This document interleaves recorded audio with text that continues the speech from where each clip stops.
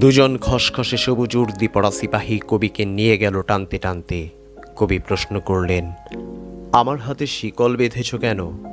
সিপাহী দুজন উত্তর দিল না। সিপাহী দুজনেরই জিভ কাটা। অস্পষ্ট গোধূলি আলোয় তাদের পায়ে ভারী বুটের শব্দ, তাদের মুখে কঠোর বিষণ্ণতা, তাদের চোখে বিজ্ঞাপনের আলোর লাল আভা। মেটে রঙের রাস্তা চলে গেছে পুকুরের পাড় দিয়ে ফ্লোরেসেন্ট বাঁশঝাড় ঘুরে। ফসল কাটা মাঠে এখন সদ্যকৃত বদ্ধভূমি। সেখানে আরও চারজন সিপাহী রাইফেল হাতে প্রস্তুত। তাদের ঘিরে হাজার হাজার নারী ও পুরুষ।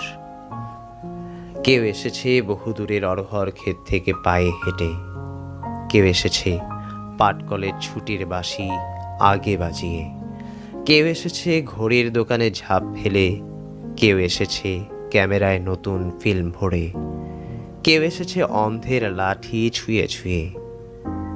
জননী শিশুকে বাড়িতে রেখে আসেননি। যুবক এনেছে তার যুবতীকে, বৃদ্ধ ধরে আছে বৃদ্ধতরর কাঁধ। সবাই এসেছে একজন কবির হত্যা দৃশ্য প্রত্যক্ষ করতে। খুঁটির সঙ্গে বাধা হলো কবিকে। তিনি দেখতে লাগলেন তার ডান হাতের আঙুলগুলো। কনিষ্ঠায় একটা তিল, অনামিকা অলঙ্কারহীন, মধ্যমায় ঈষৎ টনটনে ব্যথা, তর্জনী সংকেতময়, বৃদ্ধাঙ্গুলি বিভৎস বিকৃত। কবি সামান্য হাসলেন। একজন সিপাহীকে বললেন, আঙুলে রক্ত জমে যাচ্ছে হে, হাতের শিকল খুলে দাও। সহস্র জনতার চিৎকারে সিপাহীর কান সেই মুহূর্তে বধির হয়ে গেল। জনতার মধ্য থেকে একজন বৈজ্ঞানিক বললেন একজন কসাইকে, পৃথিবীতে মানুষ যত বাড়ছে ততই মুরগি কমে যাচ্ছে। একজন আদার ব্যাপারী জাহাজ মার্কা বিড়ি ধরিয়ে বললেন, কাঁচা লঙ্কাতেও আজকাল তেমন ঝাল নেই। একজন সংশয়বাদী উচ্চারণ করলেন আপন মনে, বাপের জন্মেও একসঙ্গে এত বেজন্মা দেখিনি শালা। পরাজিত এমএলএ বললেন একজন ব্যায়ামবীরকে, কুচকিতে বড় আমবাত হচ্ছে হে আজকাল। একজন ভিখারি খুচরো পয়সা ভাঙিয়ে দেয় বাদামওয়ালাকে। একজন পকেটমারের হাত অকস্মাৎ অবশ হয়ে যায়। একজন ঘাটোয়াল বন্যার চিন্তায় আকুল হয়ে পড়ে। একজন প্রধানা শিক্ষয়িত্রী তার ছাত্রীদের জানালেন, প্লেটো বলেছিলেন। একজন ছাত্র একটি লম্বা লোককে বলল, মাথাটা পকেটে পুরুন দাদা। এক নারী অপর নারীকে বলল, এখানে একটা গ্যালারি বানিয়ে দিলে পারত। একজন চাষি একজন জনমজুরকে পরামর্শ দেয়, বউটার মুখে ফলিডল ঢেকে দিতে পারো না। একজন মানুষ আরেকজন মানুষকে বলে, রক্তপাত ছাড়া পৃথিবী উর্বর হবে না। তবু একজন সমস্বরে চেঁচিয়ে উঠল, এ তো ভুল লোককে এনেছে, ভুল মানুষ, ভুল মানুষ। রক্তগোধূলির পশ্চিমে জ্যোৎস্না, দক্ষিণে মেঘ। বাঁশবনে ডেকে উঠল বিপন্ন শেয়াল। নারীর অভিমানের মতন পাতলা ছায়া ভাসে পুকুরের জলে। ঝুমঝুমের মতন একটা বকুল গাছে কয়েকশো পাখির ডাক। কবিতার হাতের আঙুল থেকে চোখ তুলে তাকালেন জনতার কেন্দ্রবিন্দুতে। রেখা ও অক্ষর থেকে রক্ত মাংসের সমাহার তাকে নিয়ে গেল অরণ্যের দিকে।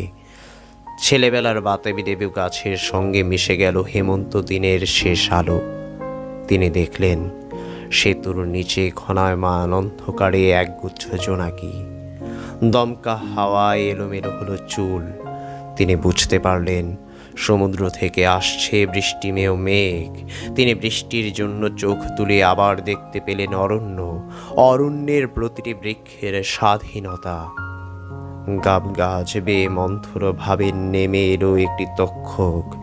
ঠিক ঘড়ির মতন সে 7 বার ডাকল। সঙ্গে সঙ্গে 6 রিপুর মতন 6 জন বোবা কালা সিপাহী উঁচিয়ে ধরল রাইফেল, যেন মাঝখানে রয়েছে একজন ছেলে ধরা। এমন ভাবে জনতা ক্রুদ্ধ স্বরে চেঁচিয়ে উঠল, ইনকিলাব জিন্দাবাদ। কবির শতপ্রবৃত্ত ঠোঁট নড়ে উঠল।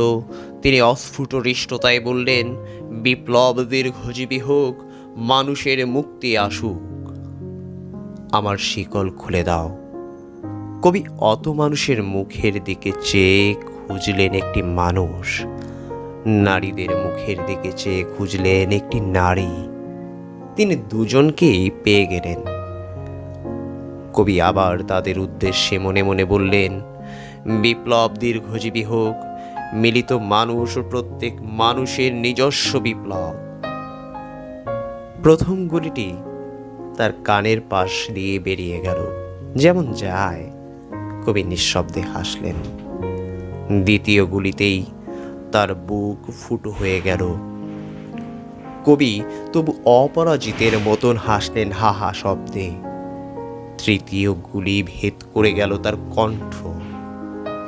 কবি শান্তভাবে বললেন, আমি মরব না। মিথ্যে কথা, কবিরা সবসময় সত্যদ্রষ্টা হয় না। চতুর্থ গুলিতে বিদীর্ণ হয়ে গেল তার কপাল। পঞ্চম গুলিতে মরমর করে উঠল কাঠের খুঁটি। ষষ্ঠ গুলিতে কবির বুকের ওপর রাখা ডান হাত ছিন্ন ভিন্ন হয়ে উড়ে গেল। কবি হুমড়ি খেয়ে পড়তে লাগলেন মাটিতে। জনতা ছুটে এলো কবির রক্ত গায়ে মাথায় মাখতে। কবি যেন উল্লাস ধ্বনি বা হাহাকার কিছুই শুনতে পেলেন না। কবির রক্ত ঘির মজ্জা মাটিতে ছিটকে পড়া মাত্রই আকাশ থেকে বৃষ্টি নামলো দারুণ তোড়ে। শেষে নিঃশ্বাস পড়ার আগে কবির ঠোঁট একবার নড়ে উঠল কি উঠল না, কেউ সেদিকে ভ্রুক্ষেপ করেনি। আসলে কবির শেষ মুহূর্তটি মোটামুটি আনন্দেই কাটল। মাটিতে পড়ে থাকা ছিন্ন হাতের দিকে তাকিয়ে তিনি বলতে চাইলেন, বলেছিলুম কি না আমার হাত শিকলে বাঁধা থাকবে না।